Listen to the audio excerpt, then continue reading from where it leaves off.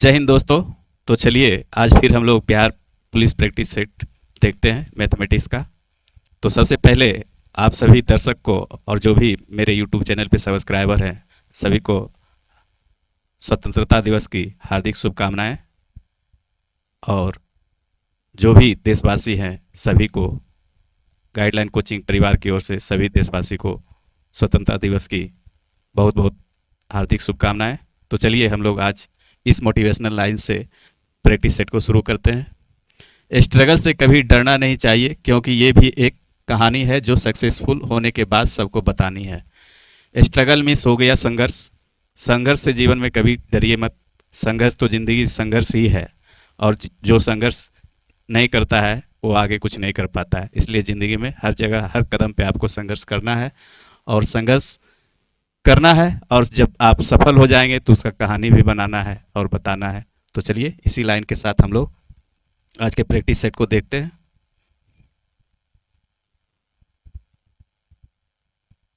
कोई ट्रक किसी निश्चित चाल से 480 किलोमीटर की दूरी तय करती है।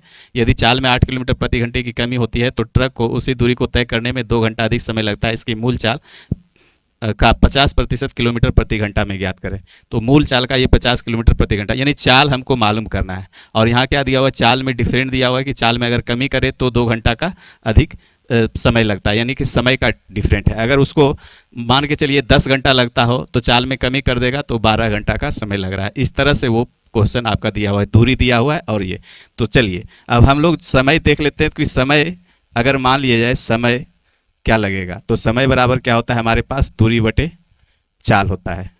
ठीक है, तो दूरी हमारा दिया हुआ है 480 किलोमीटर और चाल पता नहीं है। तो चाल हम लोग मान लेते हैं कि एस चाल से वो चल रहा है।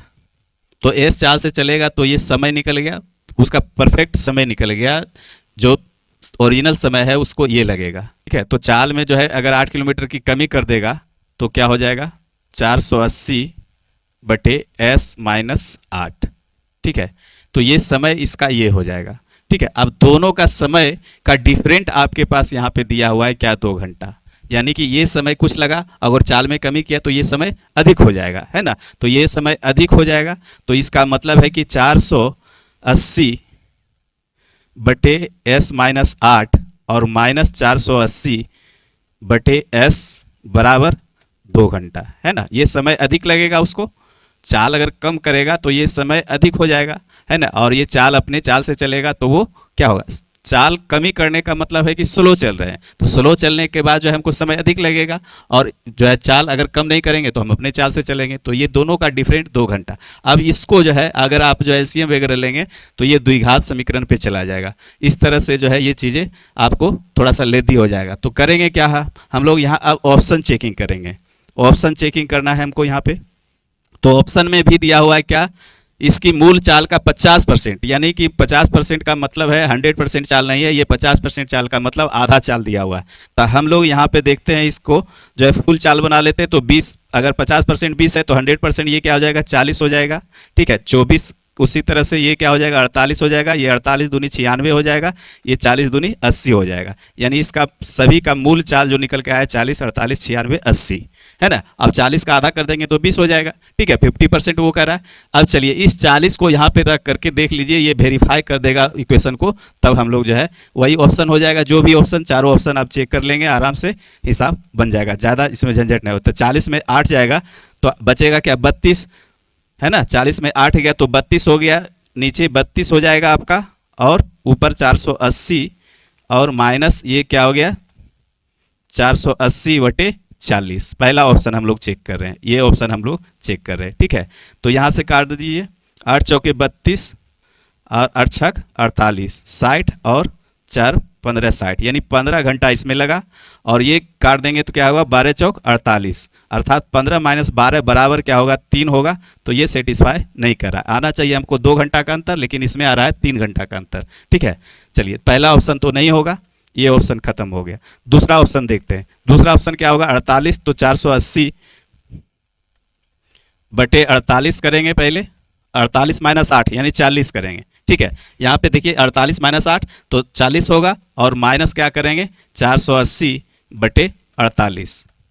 ठीक है, तो ये जीरो से जीरो खत्म हो जाएगा, 12 चौक 48, और ये जीरो सॉरी 48 दह के काट दीजिए, ठीक है, 480, तो 12 माइनस 4 सॉरी 12 माइनस 10 बराबर 2, यानी 2 घंटे का ये डिफरेंट निकल गया, जो कि इस डिफरेंट के बराबर हो गया। ठीक है, इस डिफरेंट के बराबर हो गया, तो यानी कि हमारा चाल, मूल चाल जो था 48 था और उसका 50% 24, अर्थात ऑप्शन नंबर बी बिल्कुल सही है। चलिए, तो इस तरह से क्वेश्चन को हम लोग ऑप्शन से भी चेक कर सकते हैं। ऐसे इसमें बनाइएगा, एस माइनस 8 गुने एस हो जाएगा, तो फिर जो है एस स्क्वायर हो जाएगा, 8s होगा, फिर जो है उधर ले जाएगा 2 से, तो ये द्विघात समीकरण पे चला जाएगा। ठीक है, चलिए अगला क्वेश्चन को देखते हैं। पहले 3 महीनों के दौरान किसी परिवार का औसत मासिक खर्च इतना रुपये था, अगले 4 महीनों के दौरान इतना रुपये, और वर्ष के आखिरी 5 महीनों के दौरान इतना था। यदि वर्ष के दौरान कुल बचत इतना है तो परिवार की औसत मासिक आय क्या है। ठीक है, ये थोड़ा सा कैलकुलेटिव क्वेश्चन है, बाकी बात औसत का क्वेश्चन है, एवरेज का क्वेश्चन है। ये एवरेज खोज रहा है कि मासिक औसत आय क्या है। तो चलिए हम लोग देखते हैं इसको। तो सबसे पहले 3 महीनों का जो है मासिक खर्च, तो आय बराबर हमारे पास क्या होता है, आय बराबर खर्च प्लस बचत, है ना, या बचत प्लस खर्च। तो मासिक आय खोज रहा है, तो सबसे पहले हमको देखना पड़ेगा टोटल खर्च कितना है, टोटल बचत कितना है। तो यहाँ पे है क्या, जो है उसका दिया हुआ है यहाँ पे मासिक खर्च हर महीने, 2-3 महीने का एक बार है, 4 महीने का एक बार है, 5 महीने का एक बार, तो सबको इकट्ठा करना पड़ेगा पहले। तो 3 महीने का जो है औसत खर्च 18,600 है, तो इसका कुल खर्च आप जो है निकाल लेंगे, तो 3 गुने 18,600। ठीक है, इसको गुना कर दीजिए, तो 2 जीरो के 2 जीरो, 6 18 के 8, बाकी में 1, 18 54, 1 55, ये 55,800 हो गया पहले 3 महीने का टोटल मासिक खर्च। ठीक है, अगले 4 महीनों के दौरान 21,750, तो इसी तरह से सबको कर दीजिए, 21,750 गुने 4, तो ये हमारा क्या हो जाएगा, 0 4 5 20 के 0, 7 चौके 28, 2 30 के 0, बाकी 3, और 21 चौक 84, 3 87, ये 87,000 हमारा निकल गया। 4 महीनों का हमने निकाल लिया। अब 5वां महीना देखिए, 5 महीनों के दौरान 22,840 है, तो यहाँ पे 5 से गुना कर देंगे 22,840 को। ठीक है, तो गुना कीजिए, 0 के 0, 5 चौके 20 के 0, बाकी में 2 पंचोटी 40, 2 42 के 2, बाकी में 4 15 10, 4 14 के 4, बाकी में 1 15 10 1 11, ये हो जाएगा आपका 11 हो गया ये, यानी 1,14,200। अब जोड़ दीजिए सबको, 2 0 0, 8 2 10 के 0, 5 1 6, 7 6 13, 4 17 के 7, बाकी में 1, 5 1 6, 8 14, 1 15 के 5, बाकी में 1 1 1 2, यानी ये निकल के आया 2,57,000। ये आपका निकल के क्या आया, ये हमारा खर्च निकल के आया। ठीक है, ये खर्च हुआ, और बचत हमारा क्या है, 1,43,020, 1,43,020, ये जोड़ दीजिए, तो ये टोटल हमारा क्या है, आय निकल जाएगा। 0 0 2 0, 0 और 2 2 हो जाएगा, 0 0, 7 3 10 के 0, 5 4 9 10 के 0, 2 1 3 1 4 के 4। इसको हम लोग 12 से भाग दे देंगे, तो हमारा क्या निकल जाएगा, ये औसत आय निकल जाएगा। फिर 12 से भाग देने के बाद औसत हो जाएगा, तो 12 3 36 4 40, 12 3 36 4 40, 12 3 36 और 4 40, 12 3 36 4 40, 2 42, 12 25 60, यानी ऑप्शन नंबर डी आपका करेक्ट हो जाएगा। D for doubt clear. तो चलिए, ये थोड़ा सा कैलकुलेटिव हिसाब था, कैलकुलेशन के बिना बन ही भी नहीं पाएगा, कोई उपाय नहीं है इसमें। चलिए अगला क्वेश्चन। किसी वस्तु को 8,579 रुपये में बेचने के बाद प्राप्त लाभ वस्तु को 6,341 रुपये में बेचने के बाद हुई हानि के बराबर हो, लाभ प्रतिशत ज्ञात करें। देखिए, ये लाभ और हानि का हिसाब है। ऐसा हिसाब जब भी रहे, अगर लाभ और हानि सेम दे दिए रहे और दोनों का विक्रय मूल्य हो। देखते हैं यहाँ पे क्या है, बेचने के बाद लाभ, जो लाभ हुआ और जो हानि हुई दोनों क्या है, सेम बराबर हो जाए, तो उस कंडीशन में कुछ नहीं है, दोनों का विक्रय मूल्य जोड़ करके 2 से भाग दे दीजिए, वही आपका क्रय मूल्य निकल जाएगा। तो क्या होगा, 8 5 7 9 और जोड़ क्या कर देंगे, 6 3 4 1, 10 7 4 11 12 2, बाकी में 1 5 3 8 1 9 9 8 6 14 के 4 होते हैं।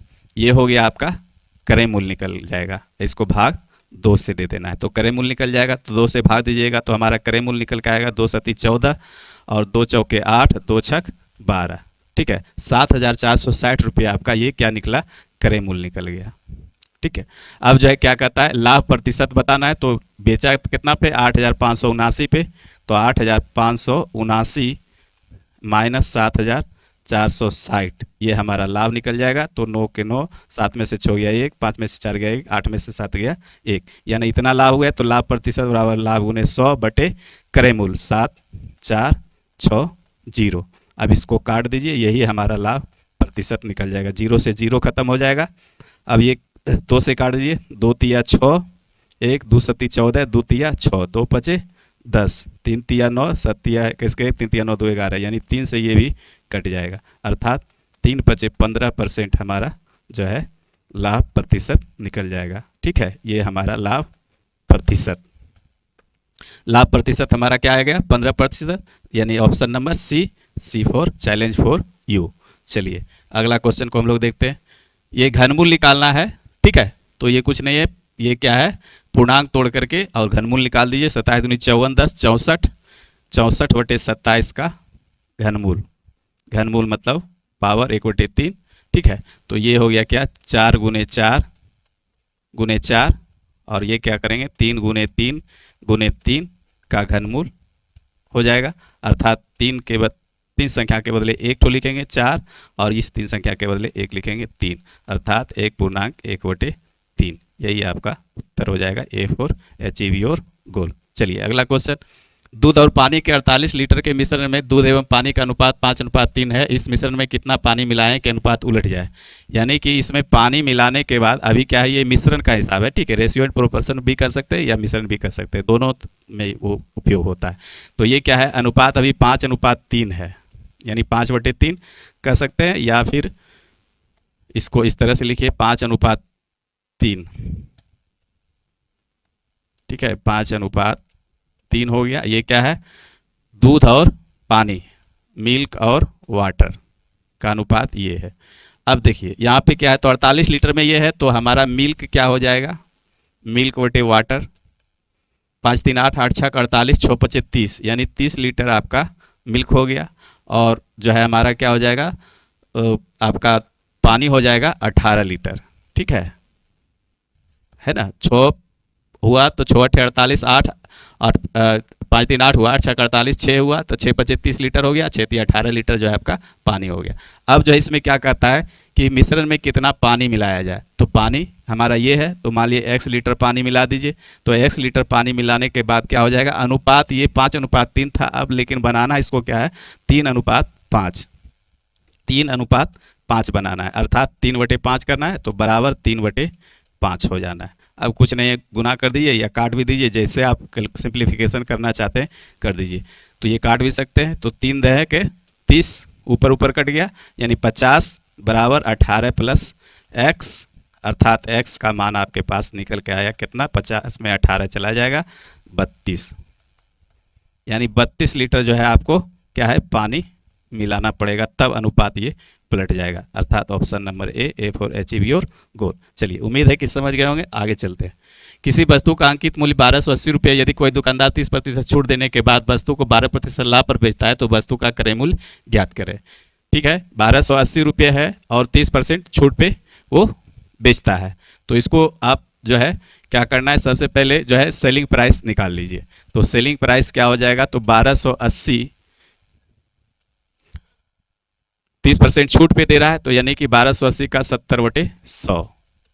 ठीक है, ये हो जाएगा, तो कितना हो जाएगा 7/56 के 6 बाकी 5, 7/56 के 6 सॉरी 7/56 के 6 बाकी 5, और 7 14 5 19 के 9 बाकी में 1 7 का 7 1 8, 896 रुपया उसका विक्रय मूल्य हो गया।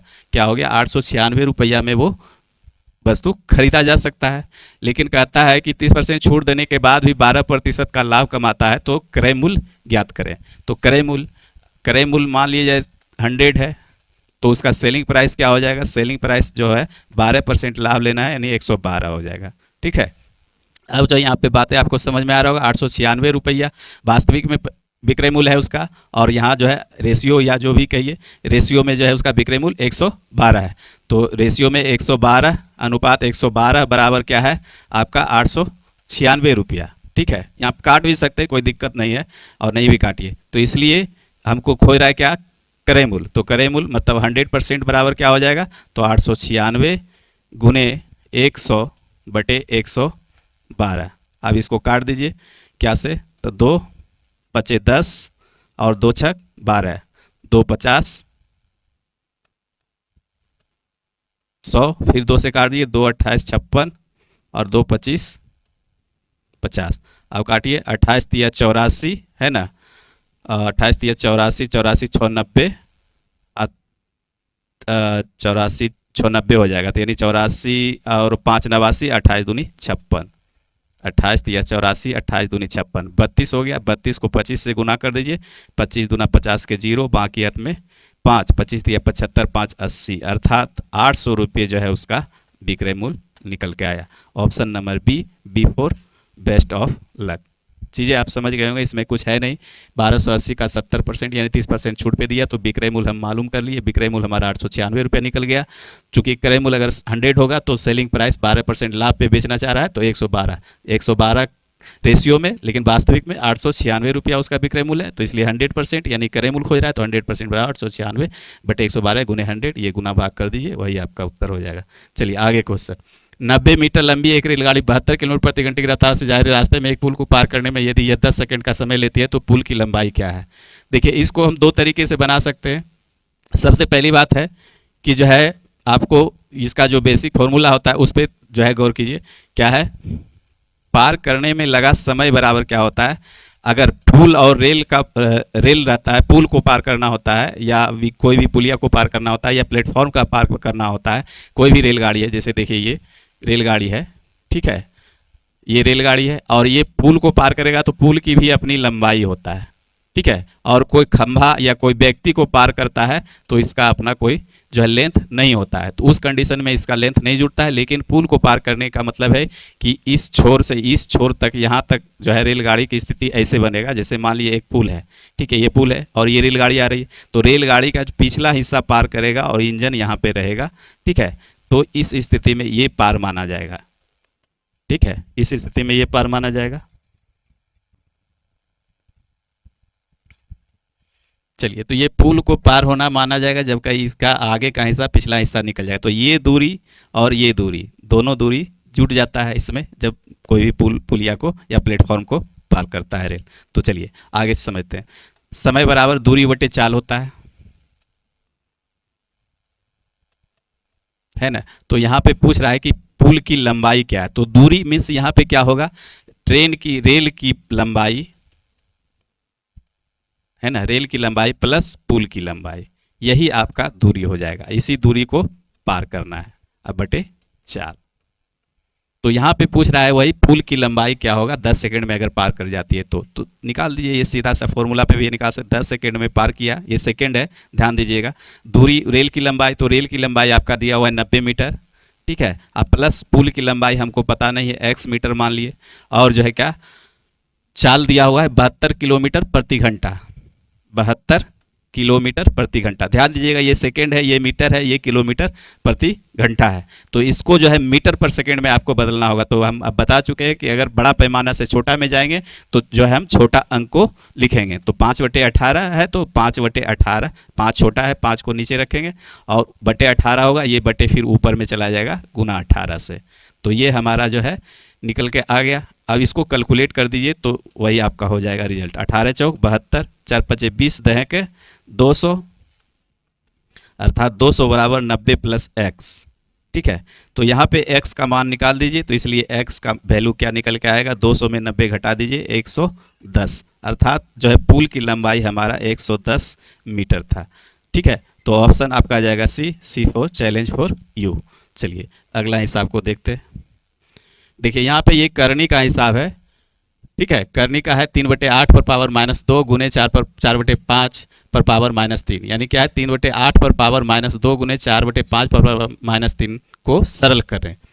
तो सरल करना है तो यहाँ पे एक करनी में आप एक फॉर्मूला जानते होंगे, क्या है फॉर्मूला, x⁻m है ना, और इस तरह से अगर रहे तो इसको हम लोग लिख सकते हैं 1/x⁻m।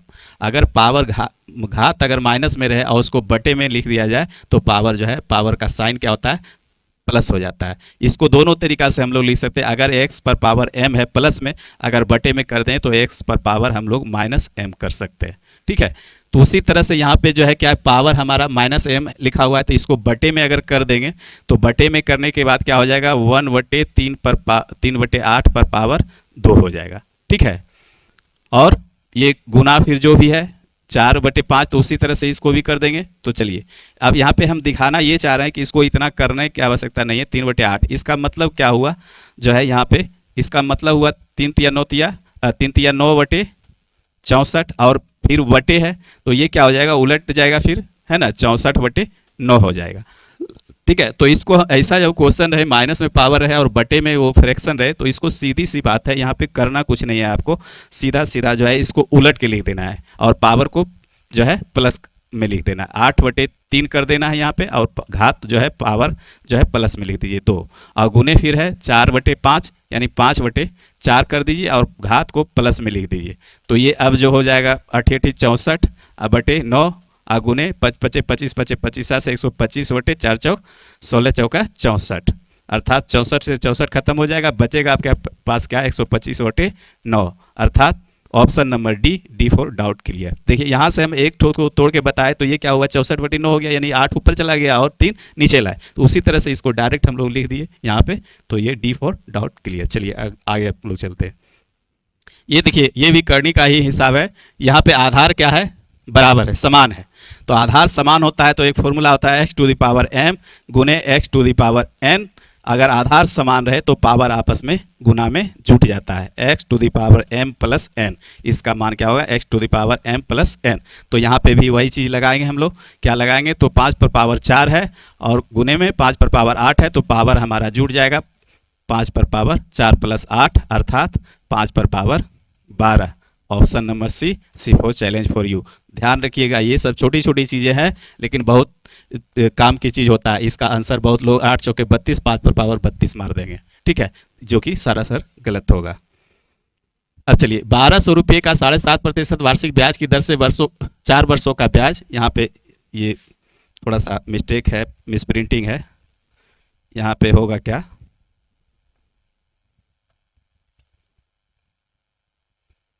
ये आपका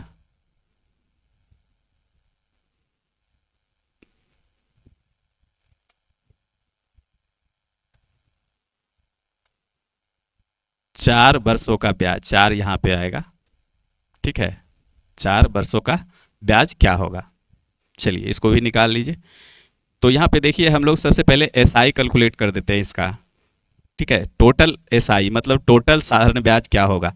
तो 4 वर्ष का 7.5% वार्षिक ब्याज की दर से 1200 रुपये का खोज रहा है ब्याज। तो ध्यान दीजिएगा साधारण ब्याज में आप जो है एक बार उसको ब्याज ले लीजिए या हर साल करके ब्याज लीजिए, कोई फर्क नहीं पड़ता है। सपोज दैट 100 रुपये का अगर हर साल वो 10 रुपये करके ब्याज देता है, 4 वर्ष में वो कितना देगा 40 रुपया, या 100 रुपये का हम 40% उसको ब्याज कहें तो बात वही है 4 साल में। तो 4 जैसे आप यहाँ पे ध्यान दीजिएगा 100 रुपये हमने किसी को दिया और हर वर्ष जो है 10-10 रुपये करके ब्याज दे रहा है, वो 4 वर्ष तक देगा। तो 10 रुपये 10 रुपये फिर 10 रुपये, ये 4 साल तक ब्याज दिया। तो 4 साल में हमको दिया क्या, 4 वर्ष तक दिया, तो 10-10 रुपये करके तो 40 रुपये दिया है ना। और अगर कहें कि जो नहीं वैसे नहीं, जो है कोई आदमी कहे कि नहीं 100 रुपये का हमको जो है क्या 10 चौके 40% दे दो, अर्थात 40 रुपया ब्याज एक बार कोई 40% ले और 10-10% करके आप जो है हर साल लीजिए 4 बार, यानी 4 साल तक, बात बराबर। तो वही चीज़ यहाँ पे देखते हैं। तो 4 वर्षों का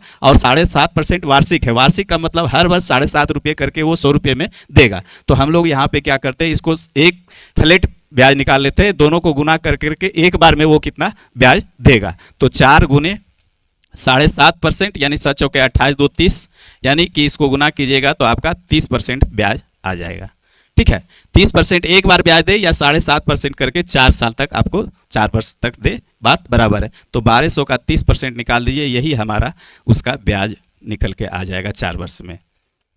2 0 से 2 0, 12 × 36 अर्थात 360 रुपये, यही हमारा ब्याज निकल के आ गया 360 रुपये, अर्थात option number A for achieve your goal. चलिए उम्मीद है कि आज का सेशन आपको अच्छा लगा होगा। एक बार फिर से आप सभी को स्वतंत्रता दिवस की हार्दिक शुभकामनाएं। थैंक यू, जय हिंद।